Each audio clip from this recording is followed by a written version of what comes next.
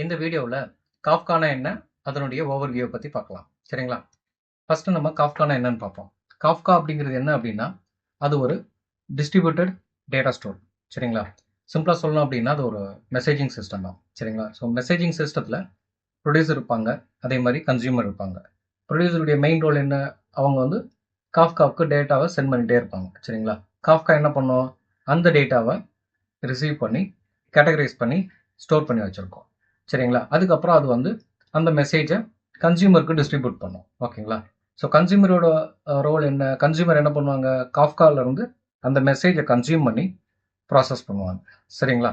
So இந்த messaging சிஸ்டத்தை தான் publish and subscribe messaging system அப்படின்னு சொல்லுவாங்க. ஓகேங்களா? நெக்ஸ்ட்டு நம்ம காஃப்காவுடைய சில காம்போனன்ட்ஸை பற்றி பார்க்கலாம். சரிங்களா? ஃபஸ்ட்டு நம்ம மெசேஜ் அப்படின்னா என்னென்னு பார்ப்போம். ஸோ மெசேஜ் அப்படிங்கிறது என்ன அப்படின்னா நம்மளுடைய ரியல் டைம் டேட்டா தான். ரியல் டைம் டேட்டா அப்படின்னா இப்போ வந்து ஆர்டர் டீட்டெயில்ஸ் இருக்குது, லாக் டீட்டெயில்ஸ் இருக்குது, அதே மாதிரி கஸ்டமர் டீட்டெயில்ஸ் இருக்குது. ஸோ இது எல்லாமே வந்து ரா டேட்டா அப்படின்னு சொல்லுவாங்க இல்லைங்களா? ஸோ இதை தான் வந்து ப்ரொடியூசர் என்ன பண்ணோம் அப்படின்னோம்னா, ஸோ நம்மளுடைய ரா டேட்டா வச்சுட்டு காஃப்காவுக்கு சென்ட் பண்ணோம். சரிங்களா? ஸோ அப்படி ப்ரொடியூசர் வந்து காஃப்காவுக்கு சென்ட் பண்ணுறப்போ அந்த மெசேஜில் வந்து 3 அட்ரிபியூட்ஸ் இருக்கும். என்னென்ன அப்படின்னா ஹெட்டர்ஸ் இருக்கும், அதே மாதிரி கீ இருக்கும், வேல்யூன்னு இருக்கும். வேல்யூ அப்படிங்கிறது தான் நம்மளுடைய ஒரிஜினல் ரா டேட்டா. சரிங்களா? கீ அப்படிங்கிறது என்ன அப்படின்னா இப்போ நம்ம அனுப்புகிற டேட்டாவை குரூப் பண்ணி ஒரே இடத்துல ஸ்டோர் பண்ணணும் அப்படிங்கிறதுக்காக இந்த கீ அப்படிங்கிறது யூஸ் ஆகும். ஸோ கீழே நம்ம என்ன வேல்யூ கொடுக்குறோமோ அந்த வேல்யூவுக்கு ஒரு ஹேஷ் வேல்யூ ஜென்ரேட் பண்ணிவிட்டு அது போய் என்ன சொல்கிறது, காஃப்கா வந்து அந்த ஹேஷ் வேல்யூவுக்கு ஒரு பார்ட்டிஷன் அலோகேட் பண்ணிவிடும். ஸோ சேம் கீயை நம்ம மறுபடியும் யூஸ் பண்ணி டேட்டாவை சென்ட் பண்ணோம்னா அதே பார்ட்டிஷனில் போய் டேட்டாவை ஸ்டோர் பண்ணிவிடும். சரிங்களா? ஸோ அடுத்து வந்து ஹெட்டர்ஸ் அப்படிங்கிறது அது வந்து ஒரு மெட்டா டேட்டா தான். ஸோ நம்ம என்ன டேட்டா அனுப்புகிறோமோ அதனுடைய டேட்டா டைப்பு, அதே மாதிரி கண்டென்ட் டைப்பு, அப்புறம் கிரியேட்டர் டைமு, அப்புறம் வந்து ஆத்தென்டிகேஷன் டீட்டெயில்ஸு, அப்புறம் சில நமக்கு என்ன அடிஷ்னல் டீட்டெயில்ஸ் வேணுமோ அதில் வந்து ஆட் பண்ணி நம்ம சென்ட் பண்ணிக்கலாம். ஓகேங்களா? ஃப்ளோ டயக்ராமில் பார்த்தீங்க அப்படின்னா நம்ம வந்து ஆர்டர் டேட்டா வச்சுருக்கோம். So 2 types of order data இருக்குது. ஒரு டேட்டாவில் பார்த்தீங்கன்னா கீ வந்து நான் ப்ராடக்ட் 1ன்னு வச்சுருக்கேன். இன்னொரு டேட்டாவிலையும் பார்த்தீங்கன்னா ப்ராடக்ட் 1ன்னு வச்சுருக்கேன். இந்த 2 டேட்டாவுமே பார்த்தீங்கன்னா பார்ட்டிஷன் 1க்கு தான் போகும். ஏன்னா அந்த கீ ஒரே கீயாக இருக்கிறதுனால ஸோ அந்த கீக்கு என்ன பார்ட்டிஷன் ஆல்ரெடி அலோகேட் ஆகிருந்ததோ அதே பார்ட்டிஷனுக்கு தான் அந்த டேட்டா போகும். சரிங்களா? ஒரு அடுத்த மெசேஜ் பார்த்தீங்கன்னா அதில் ப்ராடக்ட் 2ன்னு சொல்லி கீ கொடுத்துருக்கேன். ஸோ அப்படிங்கிறப்போ இதனுடைய பார்ட்டிஷன் வேறு. ஸோ இது வந்து காஃப்கா வந்து அந்த கீக்கு என்ன பார்ட்டிஷன் ரேண்டமாக அது இன்டர்னலாக வந்து ஒரு அல்காரிதம் யூஸ் பண்ணி அலோகேட் பண்ணும். ஸோ அதை பேஸ் பண்ணி அது வந்து ஃபஸ்ட் டைம் அலோகேட் பண்ணிவிட்டு அதனுடைய மேப்பிங்கை மெயின்டைன் பண்ணும். So next time same data same key use பண்ணி நீங்கள் அனுப்புகிறீங்க, ஒரு டேட்டா வந்து சேம் கீ யூஸ் பண்ணி அனுப்புகிறீங்க அப்படின்னா அது ஆல்ரெடி என்ன பார்ட்டிஷன் யூஸ் பண்ணியிருக்கோ அந்த பார்ட்டிஷனுக்கு தான் அந்த டேட்டாவை சென்ட் பண்ணும். ஓகேங்களா? நெக்ஸ்ட் நம்ம டாபிக்னா என்னென்னு பார்ப்போம். டாபிக் அப்படிங்கிறது வேற ஒன்றும் இல்லை, அது வந்து நம்ம டேட்டாவை கேட்டகரைஸ் பண்ணி ஸ்டோர் பண்ணி வச்சுக்கிறது தான்.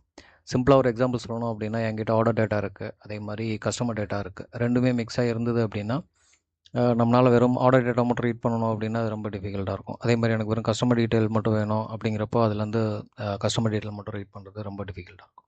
ஸோ அதுக்கு பதிலாக நம்ம என்ன பண்ணலாம், ஒரு ஃபோல்டர் க்ரியேட் பண்ணிவிட்டு ஆர்டருக்கு ஒரு ஃபோல்டர் க்ரியேட் பண்ணிட்டு அதில் வெறும் ஆர்டர் டேட்டா மட்டும் ஆட் பண்ணுறேன்னு வச்சுக்கோங்களேன். அதே மாதிரி கஸ்டமருக்கு ஒரு ஃபோல்டர் க்ரியேட் பண்ணிவிட்டு அதில் வெறும் கஸ்டமர் டேட்டா மட்டும் ஆட் பண்ணுறேன்னு வச்சுக்கோங்களேன். ஸோ இப்போ வந்து ஆர்டர் டேட்டா மட்டும் வேணும் அப்படின்னா ஸோ அந்த ஃபோல்டர்லேருந்து நம்ம ரீட் பண்ணோம் அப்படின்னோம்னா நமக்கு வெறும் ஆர்டர் டேட்டா மட்டும் வந்துடும்.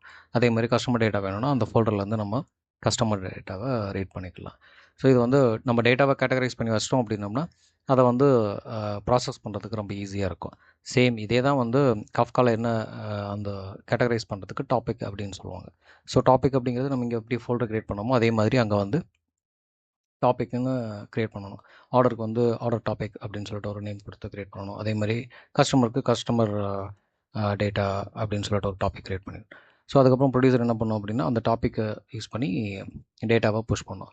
ஸோ அப்போது நம்ம ஆர்டர் டேட்டாவுக்கு ஆர்டருக்கான டாபிக் நேம் கொடுத்துட்டு அதுக்கு நம்ம டேட்டா கொடுக்குறோம் அப்படிங்கிறப்போ காஃப்கா என்ன பண்ணோம் அப்படின்னா அந்த என்ன டாப்பிக்கோ அந்த டாப்பிக்கில் போய் டேட்டாவை ஸ்டோர் பண்ணிடும். சரிங்களா? இது வந்து நம்ம டேட்டாவை கேட்டகரைஸ் பண்ணுறது தான். ஸோ இது வந்து எதுக்கு மெயினாக யூஸ் ஆகும் அப்படின்னா டிஸ்ட்ரிபியூட் பண்ணுறத இன்னும் ஈஸியாகும். ஸோ அதுதான் வந்து மெயின். சரிங்களா? நெக்ஸ்ட் நம்ம பார்ட்டிஷன் என்னென்னு பார்ப்போம். பார்ட்டிஷன் அப்படிங்கிறது என்ன அப்படின்னா இப்போ நம்மகிட்ட இருக்க டேட்டாவை கேட்டகரைஸ் பண்ணி ஸ்டோர் பண்ணுறதுக்கு நம்ம டாபிக் அப்படிங்கிறத பார்த்தோம் இல்லைங்களா?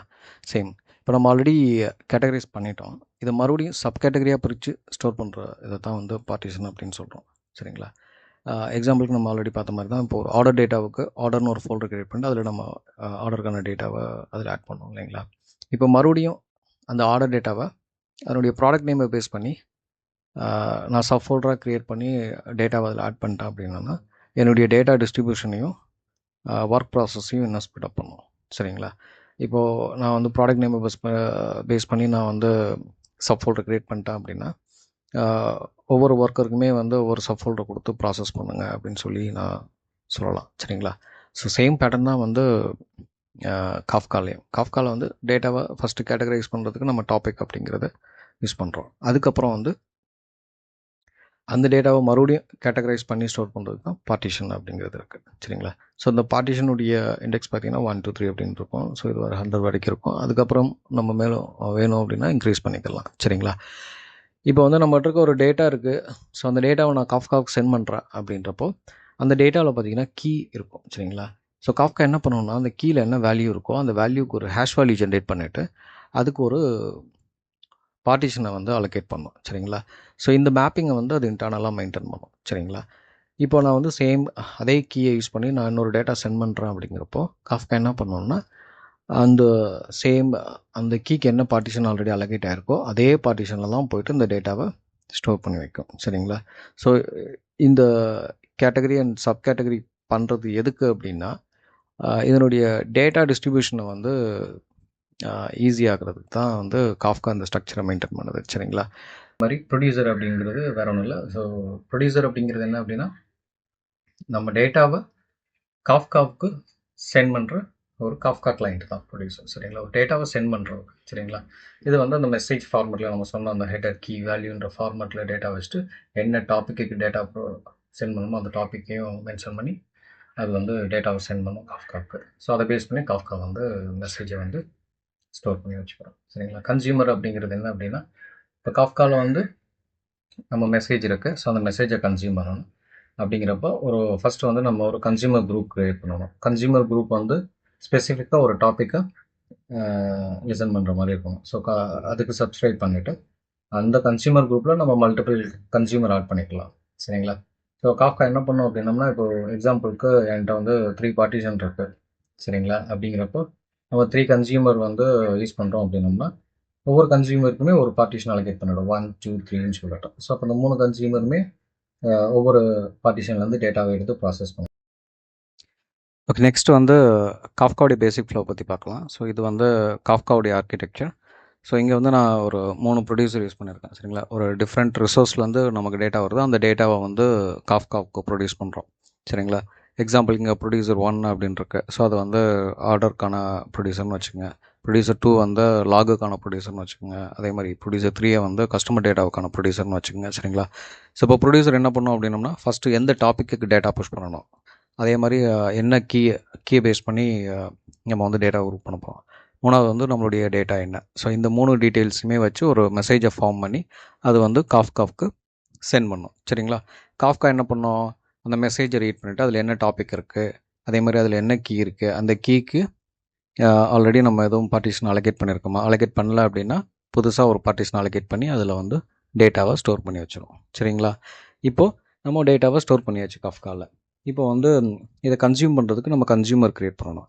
கன்சியூமர் எப்படி க்ரியேட் பண்ணலாம் அப்படின்னா ஃபஸ்ட்டு நம்ம என்ன டாப்பிக்கை லிசன் பண்ண போகிறோமோ அந்த டாப்பிக்கு ஒரு கன்சியூமர் குரூப்பை க்ரியேட் பண்ணிவிட்டு அதுக்கப்புறம் அந்த கன்சியூமர் குரூப்பில் நம்ம வந்து மல்டிபிள் கன்சியூமர்ஸை ஆட் பண்ணிக்கலாம். சரிங்களா? ஸோ அப்போ எக்ஸாம்பிளுக்கு இங்கே நான் கன்சியூமர் குரூப் 1ன்னு க்ரியேட் பண்ணியிருக்கேன். எதுக்குன்னா டாபிக் ஏவுக்கு. சரிங்களா? ஸோ டாபிக் ஏயில் இருக்கிற மெசேஜை கன்சியூமர் குரூப் 1 வந்து கன்சியூம் பண்ணி ப்ராசஸ் பண்ணணும். சரிங்களா?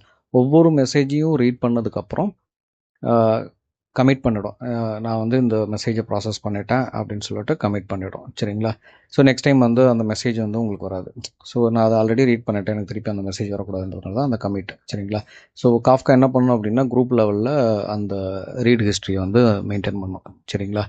இப்போ வந்து டாப்பிக்கில் வந்து எனக்கு 2 பார்ட்டிஷன் இருக்குது அப்படின்னா நம்ம 2 கன்சியூமர் யூஸ் பண்ணுறோம். ஸோ ஆளுக்கு ஒரு பார்ட்டிஷன் அலோகேட் பண்ணிடும். ஸோ கன்சியூமர் 1 வந்து பார்த்திங்கன்னா பார்ட்டிஷன் 1லேருந்து டேட்டாவை எடுத்து ப்ராசஸ் பண்ணும். கன்சியூமர் 2 என்ன பண்ணுவோம்னா பார்ட்டிஷன் 2லேருந்து டேட்டாவை எடுத்து கன்சியூம் பண்ணும். சரிங்களா? இப்போ நான் ஒரே ஒரு கன்சியூமர் மட்டும் தான் யூஸ் பண்ணுறேன் அப்படின்னா காஃப்கா என்ன பண்ணுவோம்னா 2 பார்ட்டிஷனுமே ஒரே கன்சியூமர் போய் அலோகேட் பண்ணிடும். அந்த ஒரே கன்சியூமரே வந்து அந்த எல்லா டேட்டாவுமே எடுத்து ப்ராசஸ் பண்ணிக்கும். ஓகேங்களா? ஸோ இந்த மாதிரி நம்ம யூஸ் பண்ணிக்கலாம். சரிங்களா? இப்போ வந்து டாபிக் பிக்கு அதே மாதிரி தான் நான் வந்து ஒரு கன்சியூமர் குரூப் க்ரியேட் பண்ணி அதில் ஒரு 2 கன்சியூமர் பண்ணியிருக்கேன். டாபிக் சிக்கு வந்து கன்சியூமர் குரூப் 3ன்னு சொல்லி ஒன்று க்ரியேட் பண்ணிவிட்டு அதில் வந்து 2 கன்சியூமர் யூஸ் பண்ணியிருக்கேன். சரிங்களா? ஸோ இதுதான் வந்து பேசிக் காஃப்காவுடைய டேட்டா ஃப்ளோ. சரிங்களா?